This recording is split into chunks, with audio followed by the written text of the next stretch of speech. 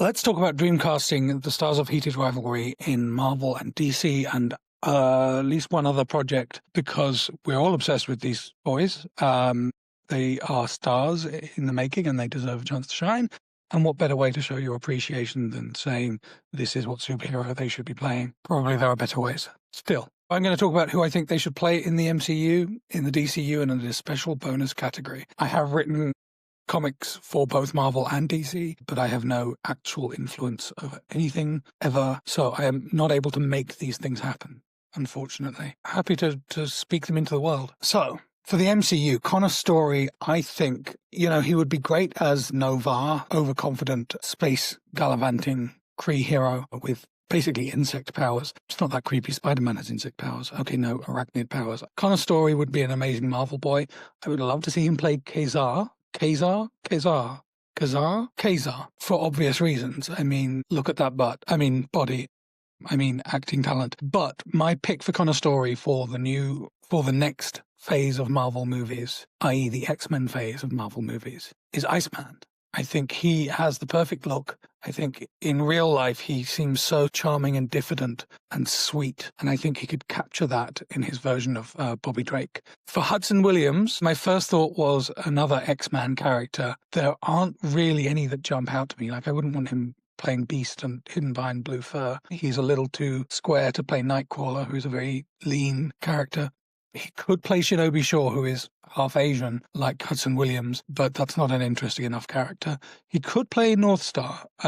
There are a couple of these boys who I would love to see bring Northstar to life, but more because I want to see Northstar on the screen than because I think they are the perfect casting. So the jury is still out on that one. The character that Hudson Williams could play, and this is someone that shares his heritage almost. Amadeus Cho is Korean-American, and Hudson Williams is Korean-Canadian.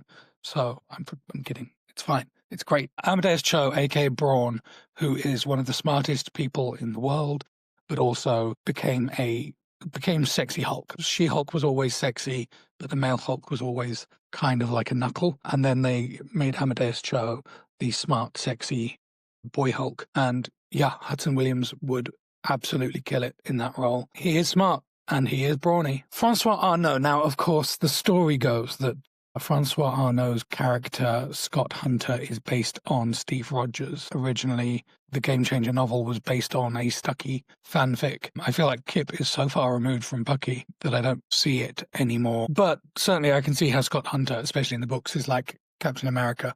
But that's not the role that we're going for, obviously. Now, given that he does seem to be very confidently masculine and very comfortable playing leadership roles, it would be easy to cast him as Cyclops, but he would be too good to play Cyclops. Why waste his talent on that? Northstar, again, he could be a great Northstar, but the character I'm picking for him is James Hudson, a.k.a. Guardian, the leader of Alpha Flight. Imagine an actual Quebecois actor, a multilingual Francophone, Anglophone actor, playing the leader of the Canadian superhero team, and looking every bit the leading man.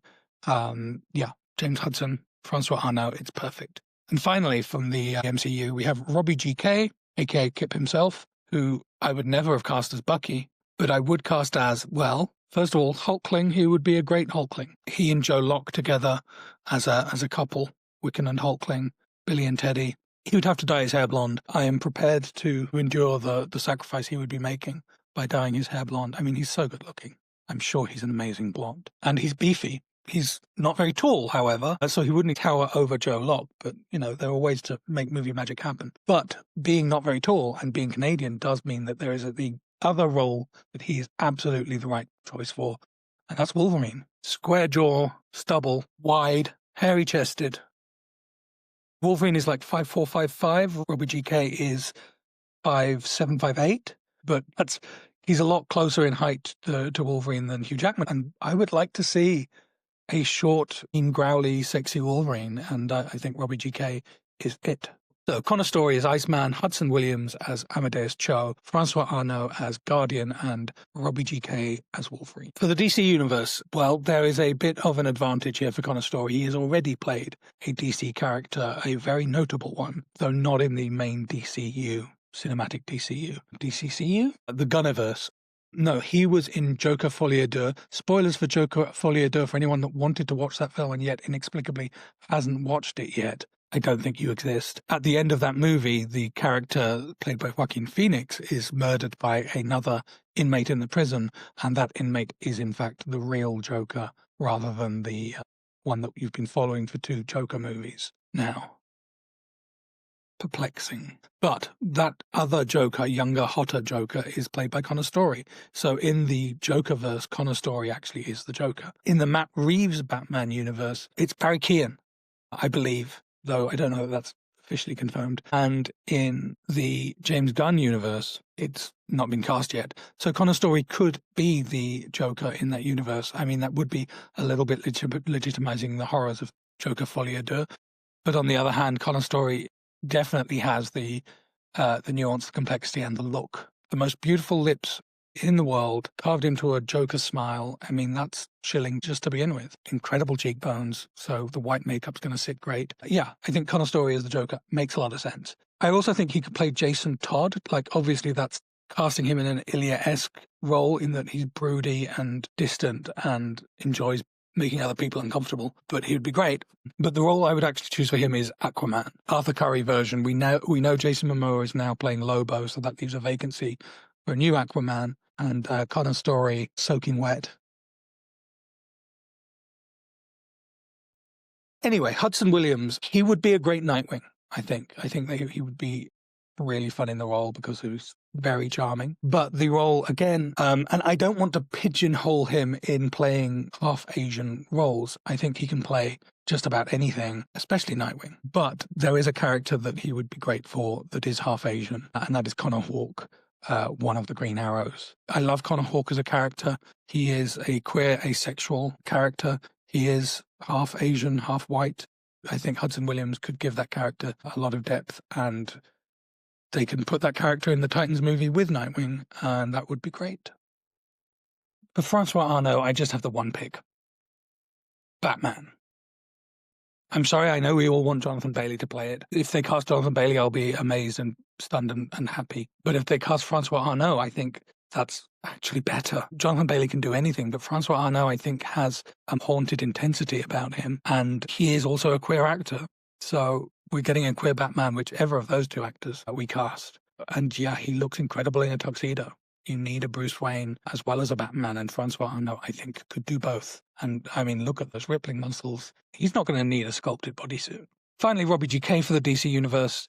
My first pick is Mr. Miracle, because I think Mr. Miracle has to be a bit of a ray of sunshine character, someone who has been in the darkest places and maintains a positive outlook. But also the most important relationship in Mr. Miracle's life is with Big Barda, and she has to tower over him. So I'm sorry, Robbie, I am choosing this in part because you're a short king, but I'm just imagining a big muscle-bound woman next to you, and you as this cute, smiling ray of sunshine escape artist. It's really good. But instead, I'm going in another direction again. My pick for Robbie GK is another role that has been left vacant by a different actor. The actor who played Shazam has gone to be a MAGA head on Fox, and we never need to speak of him or mention his name again. So Robbie GK is Shazam, like a kid's idea of what a man looks like, this sort of projection of a superhero, a bit Henry Cavill-esque. That's all Robbie GK. He would be such a fun Shazam. Let's wipe away the memory of the old Shazam. So for DC, Connor Storrie as Aquaman, Hudson Williams as Connor Hawke, Francois Arnaud as Batman, and Robbie GK as Shazam. I promised you a surprise category, so of course, Harry Potter... No, I'm kidding. These are good boys. They would never support the demonization of trans people. We're not going. My secret third category is Bond. Bond is getting a big relaunch with Amazon, with Denis Villeneuve, with Stephen Knight. So we don't yet know who's playing Bond. We don't know what story they're going to tell. We don't know if they're going to adapt one of the old novels. I think they should. They could just come up with something new. But either way, we know pretty well what the archetypes of a Bond story are. So which archetype do we slot these boys into? Connor Storrie, easy one to start. He would be the blonde henchman. There are often blonde, Germanic-looking henchmen. My favorite being Necros. Necros is a hot, blonde a master of disguise, master of disappearing into the crowds after an assassination, who looks incredible in a tiny blue Speedo, and I think Conor Storrie could fill that role. Also, by the way, henchman roles are peak. Like, if you get cast as a henchman in a Bond movie, you have got the chance to eat the scenery like nobody's business. We're talking like a Xenia on a top level in chief for Conor Storrie. Hudson Williams, I have him down as the ally character. I think he'd be a great Felix Leiter.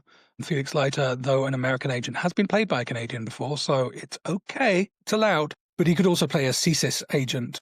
If they wanted to adapt the novel version of The Spy Who Loved Me, very different from the movie. Bond goes to Canada. He has a little adventure in Toronto that is described rather than shown. But still, Hudson Williams is the Canadian version of Felix Leiter, or just as Felix Leiter. Francois Arnaud, I've already said he looks good in a tux. I think he'd be a great James Bond. He's 40 years old, which means he's out of the running based on the criteria that we have been told they are looking at. But in another world, or if they were to do especially period Bond stories, I think he'd be great. But let's say he can't play James Bond because of the age restrictions, then I think he would be a great Bond villain. I think he could be a Le Chiffre style. He could even play Le Chiffre. I think it's great when the Bond villain is an anti-Bond, and there are many different ways that the person can be that. Le Chiffre is one, Raoul Silva is another, then of course Alec Trevelyan in GoldenEye. So an anti-Bond Bond villain. Yeah. Francois Arnaud, genius, even if I say so myself. And then Robbie GK should play the love interest in a Bond movie. Let's embrace the modern age and have a queer James Bond, maybe a bisexual, pansexual James Bond. Robbie GK has the look of a good girl boy, Bond girl boy. He could play Domino, probably just Dominic. He could play Solange. The reason I say Solange is because she works in an Abercrombie & Fitch in the story 007 in New York. So, I mean, Robbie GK looks like he works at Abercrombie & Fitch. I think if we cast Jonathan Bailey, now that he's not playing Batman, we cast Jonathan Bailey as Bond instead and have him make out with Robbie GK. Box office bonanza. Okay, so Bond movie, Conor Storrie as a hench person, Hudson Williams as the ally intelligence agent, Francois Arnaud as the villain, and Robbie GK as the Bond boy. There are some other franchises that I could try to cast these boys in, but I don't know them as well as I do the ones I listed. So I might see if Shane would be willing actually to cast these boys in Star Wars and Star Trek. Maybe not as specific characters, but as like an archetype or a race. If you have thoughts on who they could play in any of these properties, Star Wars, Star Trek, not Harry Potter, Bond movies, DCU, MCU, or any other one like Fast and the Furious, what car would they drive? Is that an interesting question? I don't care about cars. Anyway, those are my thoughts. I think they're good ones. I hope these boys go on to much success, and I hope we get to reap the benefit of that. Thank you for watching. Kiss, kiss. Bang, bang.